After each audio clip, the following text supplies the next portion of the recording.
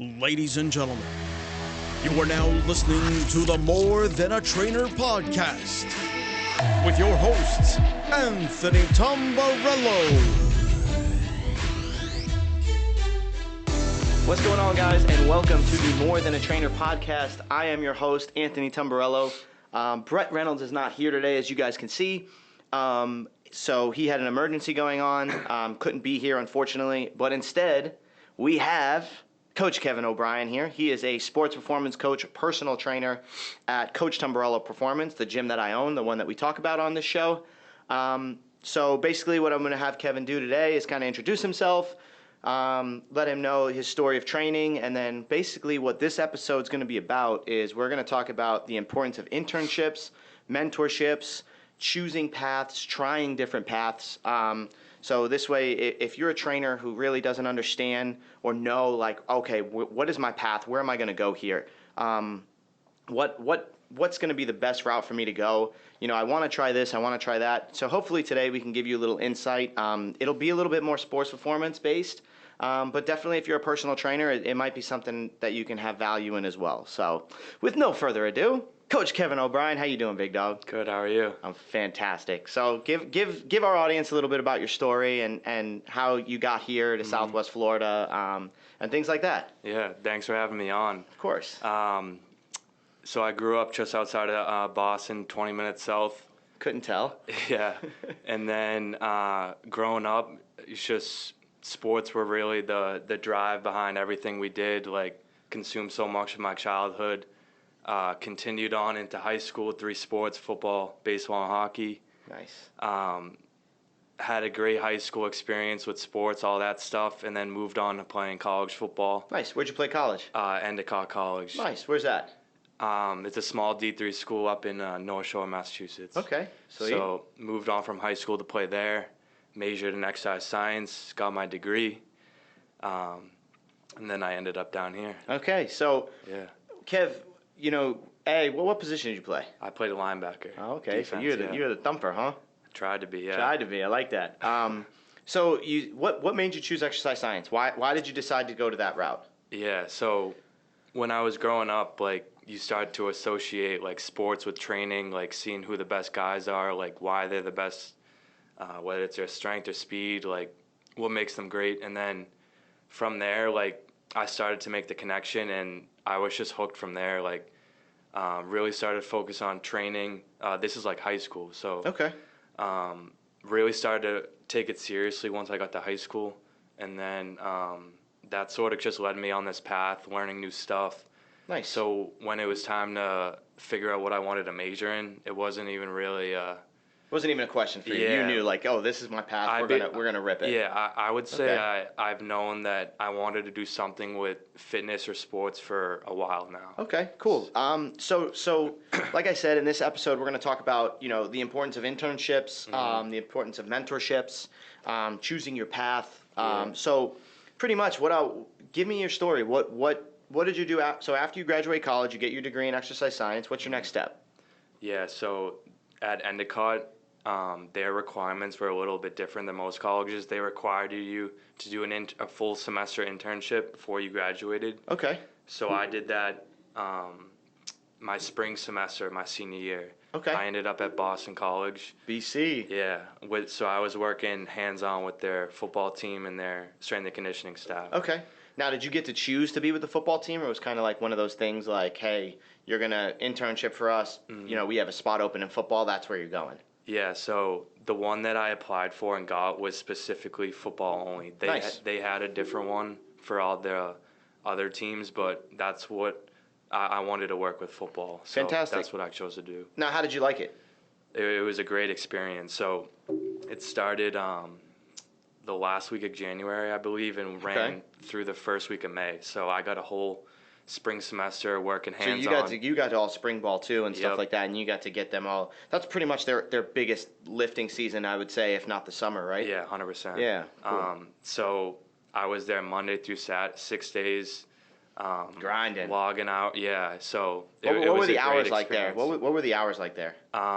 So they were pretty long. So the first lift was the injured group. they would have the injured guys lift first. That was at 5:30, I believe. So A.M. Yep, 5:30 wakey, a.m. wakey. So you were there more than an hour before, just set up and get ready and stuff. Okay. You got to prepare, do a bunch of stuff. So I would say like you're going 4 to 4, maybe 4 to 5. Okay. Somewhere in that range. Nice, cool. Now, what did you learn from that? Like, obviously, like you get the injured guys, and then I kind of am familiar with a college setting, but for some people that are listening that aren't familiar with a college football setting or a college workout setting, like kind of break down your day of like, okay, so the injured guys come in at 5:00 in the morning, right? 5:30 they start their routines. What's the rest of your day look like? How many hours you putting in? When's your rest time? Like, kind of give me a day by day, like what it's like to be at Boston College. Yeah. So when we like got into the swing of things, like in the middle of training, I would say like a typical day would be like I'm rolling into the building at 4:30, somewhere in there, like reviewing what the lift is, what I'm gonna have to do, the setup, all that stuff, going over it with the coaches, the other intern. There was myself and one other intern with me. Okay.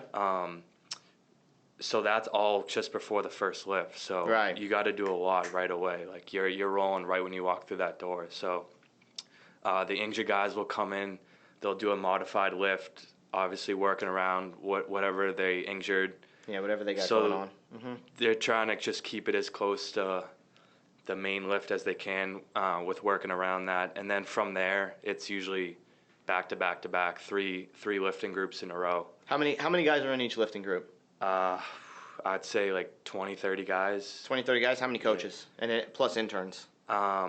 So we had one head strength and conditioning coach and then 4 assistants, 2 interns. Okay. So you would say, okay, so you got about 7 guys on deck. And this is like top of the line, like ACC football, like big time. So right. It's a bigger staff than. Of course, than most colleges. Yeah. Yep. Okay. Now, some of the things that you learn there, right? Like 20, 30 guys in a group, right? 7 coaches. Yeah. Right? Or 5 coaches, 2 interns. However you want to, put that down there. You got a lot, and these are big profile guys. These aren't small guys. What is it like to train 20, 30 guys, and what would you say the average lift time was? So they were always in the morning. So okay. Like I said, the first one would be the injured guys, and then it would normally be like 6:30, 7:30, 8:30, somewhere around there. So they were hour lifts. Yep. Okay, cool. So you'd have 30 guys, and you'd have to get them through a whole program in an hour. Yeah. Oh, so it's all hands on deck. Maybe a little over an hour, but yeah, it would be going right from they walk in to when they stretch and get out of there. All right, nice. So now, what would you say would be the biggest thing that you learned from that internship? So the biggest thing I probably learned there was not even so much like the X's and O's of training or how to train, anything like that. It was right. more like observing the assistant coaches and how they handled like their group. So how they would do it was a coach would be assigned like a certain amount of guys, so they would only be responsible for that. So that's sort of how they broke it up. They wouldn't be doing all of them out. Right. So like one coach would say have 10 to 12 guys, we'll call it. So the biggest thing I learned was just how they navigated seeing 12 guys at like at one time going there to there, like not missing reps, like right. being present for everything, like questions, spotting, like right. all that sort of stuff. So like I wouldn't even say it was like the lifting or why they were doing this over that. It was more like the coaches interacting with the players, them just supporting them in like any way possible. Right. So, and I would say a big thing with that is like, and something, to give, our audience a little, background about you too, is that Coach Kev came in. He does all of he runs our breakfast club group in the morning. He works with all of our sports performance, our youth athletes, high school, middle school. He's also helped me, and he started as an internship by helping with the NFL group that we had come in. And he kind of got to see an NFL offseason and how it's ran. Obviously not to that scale of Boston College, but kind of a similar style, I would say. Yeah. And so, I could tell as soon as Kevin came in, the first day you come in, you're going to have your reserves. You're going to be like, okay, like, what's this like? What's how's everything ran, and where's my place in all this? And that happens anywhere you go. But I would say what I noticed the most is that when you came in, you didn't skip a beat as far as, okay, I know what this athlete does. I know what this does. This is the program. This is how I'm going to run it. This is what I'm going to set up. This is how we're rolling. You were so structured. Okay, got to be on the field. I'm there doing this, doing that, grabbing all the equipment that we needed and stuff like that. Like, you could definitely tell that you had that knowledge of, okay, this is how a successful session is ran, and this is my part and my role into that. Yeah, definitely. Yeah. So, just going off that, like, when BC's obviously like ACC, like what I was saying earlier, so they're gonna have everything be flawless. Like, we can't have any bumps in the road or anything. Like, training's got to be smooth. Like, everything's you gotta set up correctly, break it down correctly, all that sort of stuff. So when I got here, I feel like I was well prepared, just because everything had to be done so quick, so on the spot. Yep.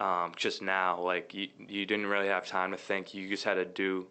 You just had to know what to do, basically. So when I came down here, and it was a little bit less guys, and I understood what needed to be done, it was just smooth execution from there. Yeah, and that's what it is, right? Execution, right? Mm-hmm. And that's a great word for it. Like, you came down and executed everything perfectly. Mm-hmm. As I would say, like, our first intern that we had at CTP was you. And so, like, full official intern. Yeah.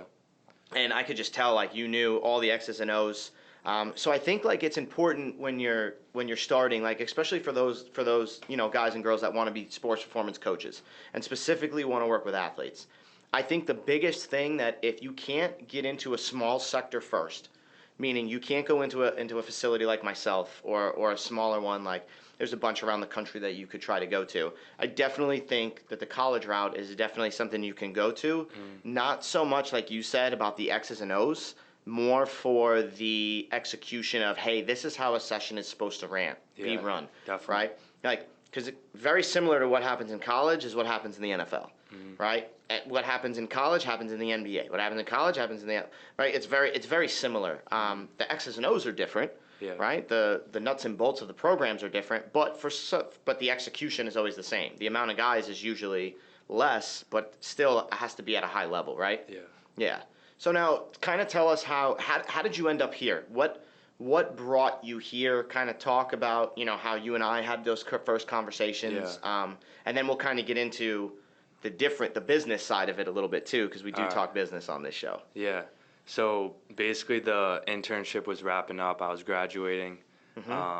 Really wasn't sure what my next move was gonna be. Like, I was looking at other collegiate intern. I basically knew that I was going to have to do another internship just because I was coming off one.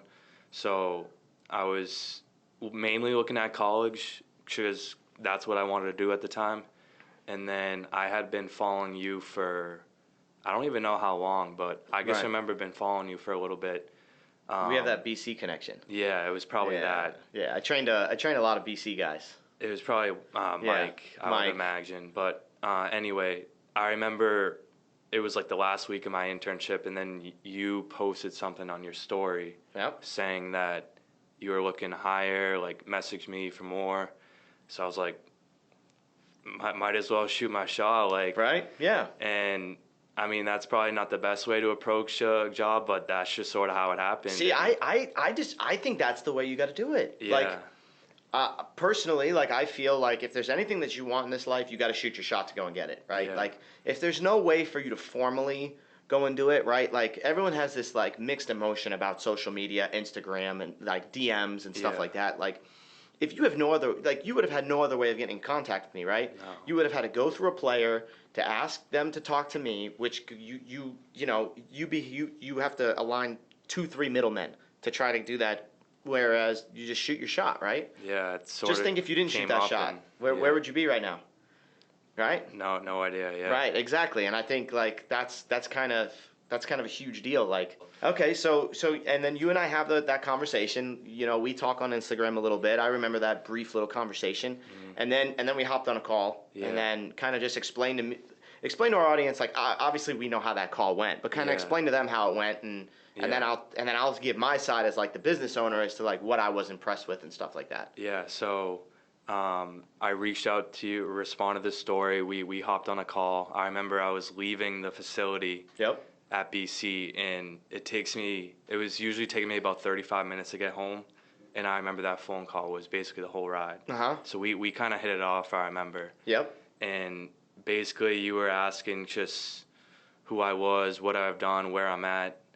I mentioned the beat, like where I'm at, and then we sort of hit it off after that, just going back and forth. Right. And then you were asking me like what I'm looking to do, like why I'm looking to do it, like what's my why, like stuff like that.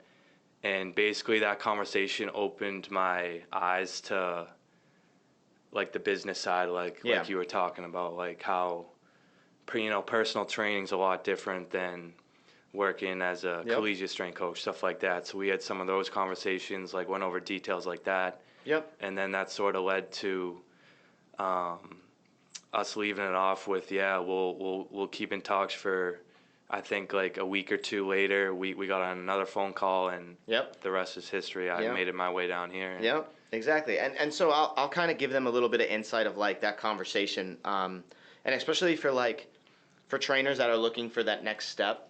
I believe, especially in the sports performance realm, there's two routes. There's the collegiate and pro route, which that's kind of like the ladder system, right? Like you have to work your way up. If you were to got a job as an assistant strength and conditioning coach at any school, probably would have started out. What are we talking about? Probably around what, like $20,000? I would say that $20,000 to $29,000 a year range. Somewhere around right. There, yeah. And that's. I mean, don't quote me on that. There's some that are way under that. There's some that are above that. It just depends on where you're at, who you know, the connections you make, how many shots you shoot, right? Like stuff like that. Or there's more of a work for yourself type route. And that's kind of the route that I went. I kind of worked for myself, built my way up through mentorships and stuff like that. And I'll get a little bit into my story, more in detail in a little bit. But, you can either work for yourself, personal train, make your own. And so basically what I was telling Kevin is like how we'll set things up. And when you're looking for your next step and you're talking to whoever is going to be the person that's going to hire you or bring you on, you have to make sure that they're not just bringing you on as a worker, right? Like I never once brought you in as a worker. You were never just a worker to me. You were never just another employee to me, right? You are Kevin O'Brien. You're going to be coming in, and I want you to, the first conversation we had, I told you like, you could be making $29,000 a year, or you can come here making $10,000 a month, right? And that's kind of like where we were at here, and like I will show you the routes of how to do that, but I think whoever you're talking to has to be so willing to invest in you as like, hey, this is how you can do it. I will help you get this. I will help you do this. You intern for me. This is what I can give you in return, right? Like, yes, working with professional athletes, that's great. Yes, working with collegiate athletes, that's great. But if you're going home every night and you can't, you're worried about if you have to get Chipotle or you have to meal prep 3 times, right? Like if you're worrying about, oh, will I be able to get a coffee today because I can't afford it, or your bills are piling up behind you, but I get to work with professional athletes, like that's not winning, right? Like as an intern, yes, you have to put in the work, you have to put in the time, but once that intern's done, and you have to think, okay, what's post-intern, right? 29,000, you can't live off that. Could you live off that? No, you can't live off that. You'd make it happen, but it would suck, right? Yeah. Would you be motivated to wake up at 4 o'clock every morning, come into the gym at 5 every morning, bust your ass for 10 hours for the day, and then leave, and you only know I'm capped at $28,000-$29,000? Yeah, it's just not ideal. No, not now, not in this day and age. Yeah. Like no, you need to be able to come in, work at 5 in the morning, knowing that the person that has hired you and brought you on is going to give you opportunity for you to make it yourself, right? Like you could have done one of two things. You could have went in, took in the little pieces that we gave you, kind of just floated by. No, you didn't do that. You came in and you saw, okay, first thing I want to do, the Breakfast Club. Boom, let me take that over. I said, okay, you want it, take it. Like, yeah, he's like, let me take it, let me do it on my own, let me program it. Okay, like you grabbed the bull by the horns and you were just like, what can I do? What can I, you were an internship, you were an intern making money. I gave you the first 2 weeks. I was like, this guy's got to train. I'm busy. Kennedy's busy. Everyone's busy. You got to take him. You said, okay, boom. And then next thing you know, that ended up being your client, right? And you were still intern. There was no salary agreement. There was no, hey, we're going to hire you. There was no nothing. I said, hey, you got an opportunity to make money. You want it? Yes or no? Boom. And you said, yeah, right? So I think like if you're a trainer looking for that next step, you have to figure out, if you're okay with the ladder system and making that 29 grand, but knowing that the end game, right, it's a long game. It's not short term. So if you know you're a short term guy, short term girl, you're not going to want to do that route. I think that route's going to be unsuccessful because you're going to get about 10 years in and you're going to turn around and go, what did I do for 10 years? And I'm only making $60,000, $70,000, $80,000 a year. Like, then you got a family, then you got this, then you got that. Or you can go the route of, hey, I can still train professional athletes. I can still train athletes, but I can also personal train clients that'll pay my bills, right? And then you determine how much money you make by how much work you put in, right? So I think there's a big misconception around, I can't work with athletes unless I get the college route, right? Yeah. And then when you and I were having that conversation, I was like, look, dude, like personal training is what was pay our bills, right? Like our personal training clients pays our bills and allows us to be able to work with athletes more because the more that we don't have to worry about the bills and keeping the lights on in the facility, the more we can focus on training athletes and bringing those guys in and working with them and kind of putting the time in because you saw it takes a lot of time. Yeah, it is. Yeah. So now from that conversation, right, you said the rest is history and stuff like that. Kind of explain what you felt coming in, what your internship led to, what were your expectations, what happened, and just kind of things like that. Yeah, so when I came in, obviously when you walk into a new environment, like you were saying, it starts off a little slow. So I just had to get adjusted to everything, the people there, your terminology, like see how you interact, move around, stuff like that. And then too, like the pieces, like some of those pieces of equipment were new to me. Yep. So it's just a lot of observing right when I got down there. Yep. And then I remember one thing that you said to me early on that is obviously very true was you're going to learn best by just doing. Yep. So that's what I was trying to do the most during that first few months I've been down here, was just trying things, like stepping out of my comfort zone, stuff like that. You mentioned the Breakfast Club, like I was coaching them really hard, like seeing what works, what doesn't work. And then it just progressed from there. So I started getting more comfortable, more confident in my coaching, stuff like that. And then it led to a job offer. And yeah. Yeah, and like I said, like obviously that's why you're here, but you worked your ass off, right? And I commend you for that, and you never took a step back. And I think one of the things you said too is like, and I'll tell anybody this is, there's a lot of people that when they go into an internship, they just want to sit back and learn. They kind of just want to like sit back, watch, observe, record, right? Like, don't get me wrong, there's a time and place for everything, right? Like, yes, in the beginning, the first week or two, just kind of look and learn and kind of see the flow of how that gym is, how that internship is, right? Even if it's a job opportunity, right? And like you're training, like kind of see how the gym works and things like that. But then there's a point in time where like, dude, you got to take the training wheels off, man. You just got to hit it, right? You just got to do it. And I think that's what you did. Like, we had that conversation like, hey man, like, don't be scared to correct somebody here. And this was Gardner Minshew.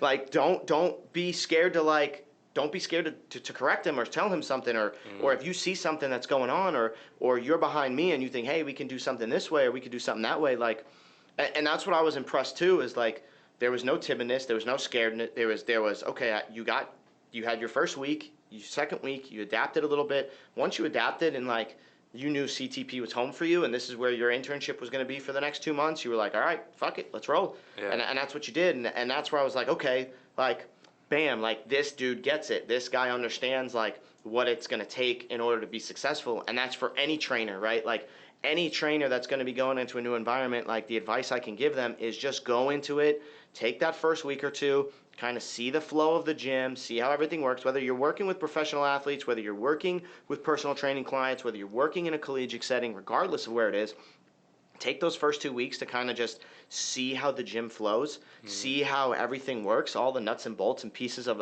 a gym and how it operates. And then there's got to come a point in time where you got to hit it. Like, Exactly. you just got to jump in and hit it, and you're going to impress whoever that director is, whoever the main person that brought you in here. You're going to look and be like, okay, like this person understands like what we're trying to accomplish here. And I mean, I knew from after the second to third week is when I told Kennedy that we were going to bring you on, like hands down. Like just the way you were helping me, like it was getting to a point by that third to fourth week, like I didn't even need to tell you what we needed anymore. You knew exactly what we were doing, where we were going, how we were doing it, and you were flowing. And it got to the point like where, you know, and this doesn't happen in all internships, and I'm not going to say this happens in all internships, right? Yeah. But like we were a month into our internship, and I'm having you train the college guys all by yourself, right? Because I knew you understood what we were trying to accomplish, right? You and I talked programming a lot. You understood how I like our philosophies of the gym, right? And that's a big thing too. And I'll catch on that real quick. Is ego. You had no ego. Yeah. How do you guys do things? Why do you guys do things? Can you show me what this means? Then you would watch me do it, and then you'd start to do it yourself, and then you'd start to understand. And these were all things I weren't telling you to do. I never said, hey, Kevin, come here. This is going to be something good. Learn this. Stay right here. Like, you were right behind me, like, okay, doing this. And then you'd ask me questions. I didn't say, hey, what do you think about this? Like, you would hear what I would do. You would see how I would do it. You wouldn't ask me questions. You would try it on yourself. Then you'd bring some of it up to the Breakfast Club. I would see you doing some movement with the Breakfast Club. Definitely. And then, like, next thing we know, like, I see you have enough confidence. I'm like, hey, Landon, perfect example. Landon and Damon, hey, these guys are coming down. I got all the NFL guys here. I got to rip these guys here. You got to take them. And you were like, okay. Went to the other side of the field, and my athletes have worked with me long enough to, like, we were looking over, like, okay, how's he doing? Like, you know, and it was smooth sailing to the point where, like, I didn't even need to tell you what we were programming anymore. You knew exactly what we were looking to accomplish on that day based on the programming we were doing, because you were so involved and so invested into learning what we were trying to do. And, like, that's to anybody, like, any trainer that's going to go into a new environment, whether that's at BC or collegiate, whether that's in a private sector, you know, whether that's in a big performance facility like Exos or something like that, like you have to just be so invested to learn what their philosophies is. Forget what you learned at BC, right? Like you did. Forget what you learned wherever internship you were before. You have your nuggets that you can bring, and you can always assist and help. And you would tell me like things that you guys did there, and I use some of those things. And you know, I'm no ego. Like we're gonna sit here and we're gonna program and talk shop and figure things out, but like, wherever you're at, and if this is the place you're invested in, you have to learn their philosophies and their ways, because they're doing that stuff for a reason, right? They're not just doing it for no reason. I mean, there are some coaches that don't program and they just write on a whiteboard like, okay, this is what we're going to do today, go. And when you ask them, okay, well, what'd you do last week? They look at you like, oh, it's something similar, yeah. Right? Like we've all been around coaches like that, right? Like, well, I have it all in my brain. Like those type of guys. But then there's more like me, like I have everything set out. Like whatever I would program for the month, I would send to you. Yeah. You would see exactly what we're doing. And then I see, like, you're starting to understand what we're doing, why we're doing it. You stay invested in it, and then you rock and roll with it. And I think that was good. Now, something else that's important, too, is the business side of this thing, right? Like, making money, right? So, like, once we brought you on, you know, you were there 2 months. Once we brought you on, kind of pretty much I kind of let the reins loose and kind of let you go. Like, what can you say? What advice can you give our listeners, like, we're a gym, like, yes, we get to bring guys in, you know, we get to bring clients in, we get to bring stuff in, and we are very, very blessed to be able to, hey, we have a new client in, Kev, here we go. And you don't have to really fish them out for yourself. Yeah. But there's been a time, the slow time, right, where, like, you have to do that. Like, what advice would you give trainers and clients that, or trainers and trainees, you know, what would it be for, you know, what would you say you learned the most as far as doing that stuff and the business side of training? Yeah, so with personal training and like private sector type of realm, you learn pretty quickly the business side, because you wouldn't make any money if you didn't understand the business side. So right. And you really didn't know the business side. Can we say that? Like I didn't know. You didn't know. Like that's not something. This was all new to me when I got down. Right, and that's not something they teach at in your exercise program, or that's not something they teach in the collegiate setting. No. Yeah, right. Which I think is a huge mistake. Yeah. Like I think your lesson number one needs to be like, hey, how do I make money in this business? Right. Like I feel there's a flaw, but that's for another day. Yeah. So basically, just my advice would probably be like you really have to put yourself out there, because if you don't, then like nobody knows you, kind of. Just so for example, myself, like I'm just starting out, sort of, but you know, I don't have like this big reputation yet. Like I'm still learning all that sort of stuff. So it's a slow and constant process, but you really just have to put yourself out there, like get posting, really get to know clients, like their life, all that sort of things. Like all that stuff matters in the long run. So and if you just sort of like hide in the shadows or whatever, like you're not gonna make it. You'll end up switching professions, or you really got to go all in, or not at all. And that's huge, dude. Right, like go all in, and especially something you said too. Get out of your comfort zone. I know you're not comfortable with some of the marketing stuff yet. Right, you're getting way more comfortable than you were. But in the beginning, you were like, like what do I do? Right, so we showed you, and then we brought you into these marketing meetings, right? And we kind of showed you like, hey, this is how we do things. This will be a good way to do trial and error, right? We're not saying this is the secret sauce and this is going to get us clients, right? But the more that you put yourself out there, and the more that you get out of your comfort zone and do that, you start seeing success. Correct? Now, how many clients would you say you have? Right now, I think I have 8 or 9. 8 or 9 new clients, right? When did you start? What was your official first day? I know. August 1st. Yeah, right? So August 1st, right, was your official first day, right? So we're saying today is October 15th. So we are saying that in 2.5 months, you were able to bring in 8 clients, right? And now are training 8 clients on top of the Breakfast Club too. Right? That's a huge success, right? Like think of how many trainers right now would sit back and wish, oh wow, I wish I could get 8 clients on my own. Right? I wish I could train 8 clients when I'm just 2.5 months into a job, right? Like, I remember going to LA Fitness, like, when I first started, like, there was no way, like, I was going to get 8 clients in that amount of time. Like, it just wasn't going to happen, right? Like, this was also pre-Instagram, but, like, dude, it takes time to build a book, right? But if you do things like you said, and you just demand, like, I'm not going to just sit in the shadows. I'm going to demand the most out of myself. I'm going to push myself. I'm going to get out of my comfort zone. I'm going to listen to what the people that I want to be like are doing, follow kind of their footsteps, follow their advice. Next thing you know, boom, you're in it, right? And I wouldn't say money is an issue right now, correct? No. 2.5 months in, right? So like, now I'm not saying every, opportunity for trainers is going to be like that, but you have you have a mindset of, it's all mindset, dude. Like, if you have the mindset, I'm going to make this, and these are my targets, and this is what I'm going to do, boom, I'm going to do it, right? And, like, this is how you get there, and you step it, and you goal set for it. Like, you did a post today. I saw you today, like, posting today. Like, you've been posting so much more. You've been posting on your Instagram, right? You have clients thanking you for the quality of training that you're giving them and stuff like that. And don't get me wrong, like, all of this stuff is great, but also you're a really good fucking trainer. So like let's not think like, oh well, if I just market myself and I don't know how to put a program together, like that's gonna be no. Like I made sure, when Kevin came on, like I saw his programming from BC. The first thing I had him do for me was write me a program. Right, like, and I've reviewed it. That was one thing I forgot too. I had to write a program. Well, that's where I'm gonna and that's kind of what I'm gonna get into is like I'm gonna give them like what I asked of you in that. But, we'll get into it right now. Like, the first things that I did when I asked Kevin, okay, I asked him where he was from. I asked him, what he was doing, what his goals were, right? And I remember your goals were be a collegiate coach. And so some of the things that I asked was his why, right? Like, I think your whoever is going to be the guy interviewing or girl interviewing you needs to say, like, hey, what is your why? Like, why are you training, right? Like, why are you personal training? Why are you doing it? Like, I remember what you said it here, right? Like, sports runs your life. It's always ran your life since you were a little kid. You love sports. You love training. You love everything about it. You love watching football on Sundays. Like, I know everything. Patriots and Boston Red Sox. I get the whole thing, right? So I asked you your why. Then I asked you the other questions that we're asking you is like, did you want to make money? That's the first thing I remember. Like, do you want to make money? Yes, you want to make money, right? So then we kind of got into the business side of things, and that was kind of our conversation. I remember that was like 10, 15 minutes.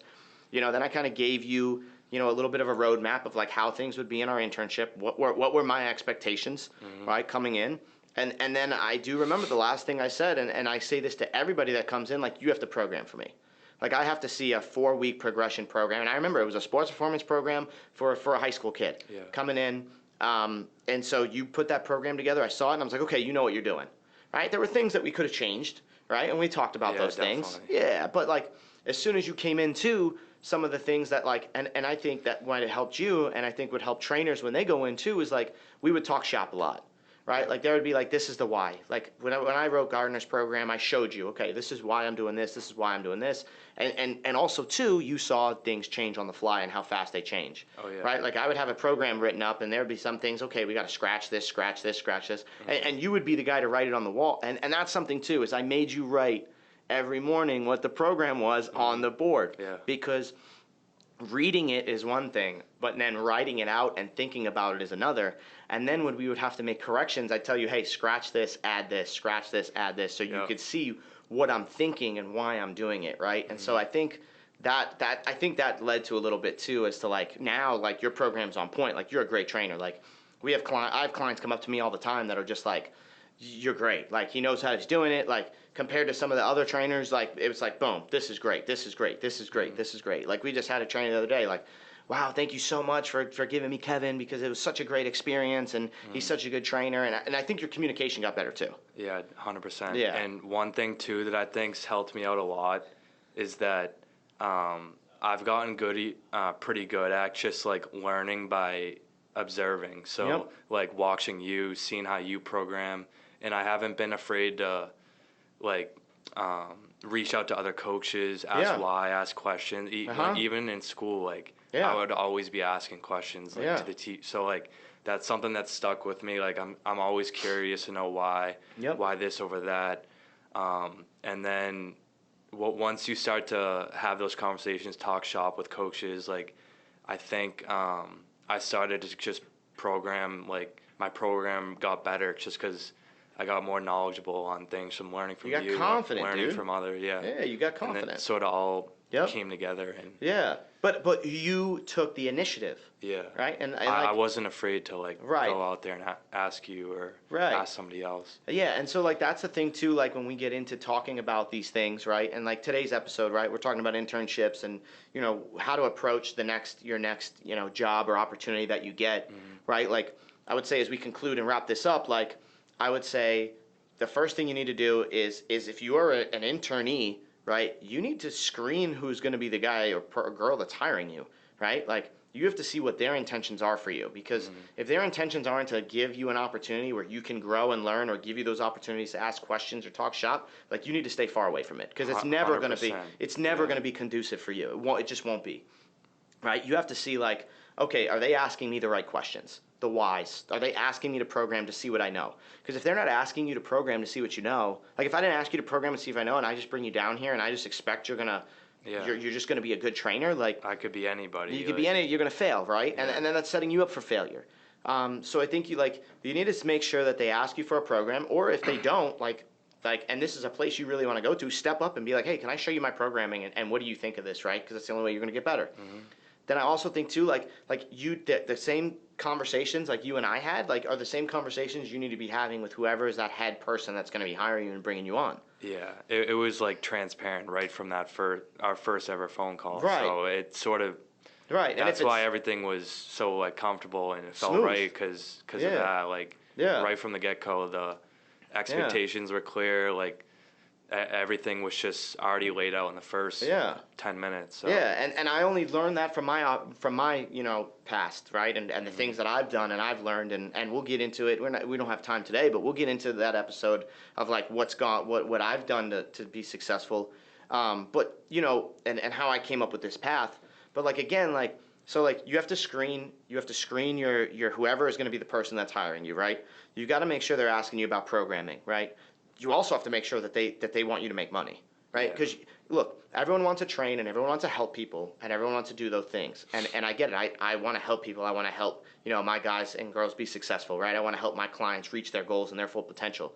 But at the back of the end, I can't do that, and I can't come in every single day and give everything I have if I'm financially struggling, That's anybody, and I don't care who you are, Yeah. right? Like if you're financially struggling and you're living paycheck to paycheck, it's going to be hard every single day to give it your all, right? Yeah. So you got to make sure that person wants you to make money, right? Or gives you an opportunity to make money, and you're just not a worker and you're just not a number and replaceable. Like, oh, okay, well you didn't work out, okay, well we'll bring in the next person, right? And then I also think too, like you have to lay out expectations for yourself, like you did. What am I going to do when I get down there? I'm gonna feel the path. Right? Then I'm going to go in and I'm just going to go all in. Right? I'm just going to go all in, balls to the wall. This is it. Like I'm not going to be timid. I'm not going to be scared. This is what I'm doing. This is how I'm going to coach it. This is how I'm going to train it. And you just took the opportunity by the horns. That's exactly what happened. Yeah. Yeah, perfect. So that's what I think for trainers. Now in the last 5 minutes, you're new to this. Brett and I have been doing this. Fantasy football talk. Okay. So I'll get in. They know my team a little bit. You know, we'll figure out what your team is and what your league is. I took a tough loss this week again. It just seems to be the trend that I just have to play everybody on their best week. You know, I got beat by the first lady. She put up 167 points. Tom Brady put a 50 burger on me. You know, I just seem to, whatever player is, like Tom Brady won't hit 50 points again this year. He'll do it against me. That's kind of how it goes. Going into the week, I have Adam. Should be a close matchup. Devonta Smith and the Buccaneers, they screwed me last night. Yep. You know, this guy's going to be getting his opportunity soon for sure. But I just don't think, like, it's tough. I think I win. I think the double dip does good with Mahomes and Kelsey. I think they'll put up good numbers. I think it's going to be more of a revenge game for them. I like Keenan Allen and I like Eckler too. Like I think that's going to be a favorable matchup for them. And just hope the rest. You know, Damian Harris. I'm waiting to see if he's injured or not. If he's going to play. He fumbled. So usually in New England, you're done after that. I know. I'm dreading that, but this is a New England guy, so I got to take his advice here. So I did get Booker off the waiver wire because Barkley's not going to play. So that'll kind of help me for a week or two. So we'll go from there. Kind of give us how many people are in your league? 12. Okay, so it's a bigger 12, league. 12 non-PPR. Oh, non-PPR. Yeah, so just straight up. Straight up. Yeah. Okay, who's your players? Who do you got? So it's actually tough me talking on the show because I'm winless right now. Oh. Yeah. So you and Brett have a heartbreaker. So you have one. So in 6 weeks, you and Brett have one win between you two. And just that says it all. Okay, who's your team? So my quarterbacks, I've been switching back and forth. It's either Derek Carr or Joe Burrow, both outside the top 10. But who's your running backs? Running backs, I got Jonathan Taylor. Okay. Sort of been a disappointment though. Last week though, I think he's going to come around. It's week 6. Yeah. He did have a good week. Yeah. I think. Who's your other running back? Last week. And then I have DeAndre Swift. Oh, I like him too. Yeah, he's actually been exceeding. Yeah. So they've sort of flipped and flopped. Yeah.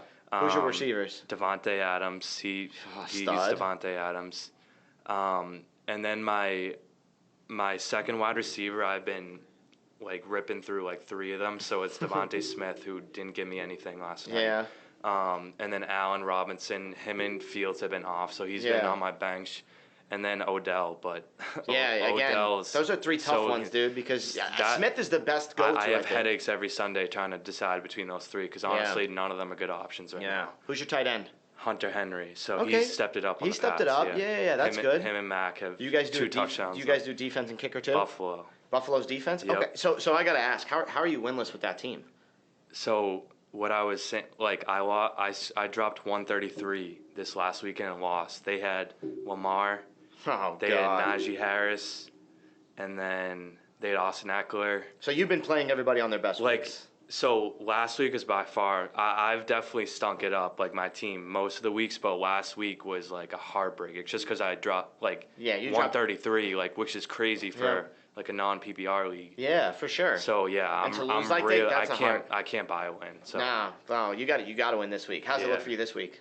Will Smith on my flex, like how's his? great. I'm still projected to win, but that doesn't mean anything. Yeah. So All right, well, we'll keep updated on the fantasy. I'll let you guys know. Like I'm 2-3. I'm hoping to be 3-3. I think I could beat Adam.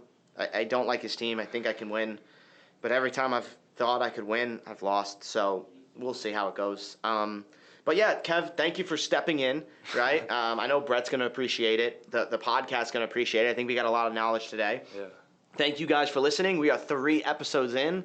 Next week will be episode 4, and then we are going to be going live. After episode 4, we're going live. Wow. So everyone will be able to hear these, back to back, and we'll continue the trend going, all right? Awesome. So thank you guys for listening. We'll tune in next week.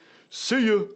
Deuces. Thanks for listening to another episode of More Than a Trainer. If you've got any value from this, click that subscribe button and share with your friends. We have new episodes every week.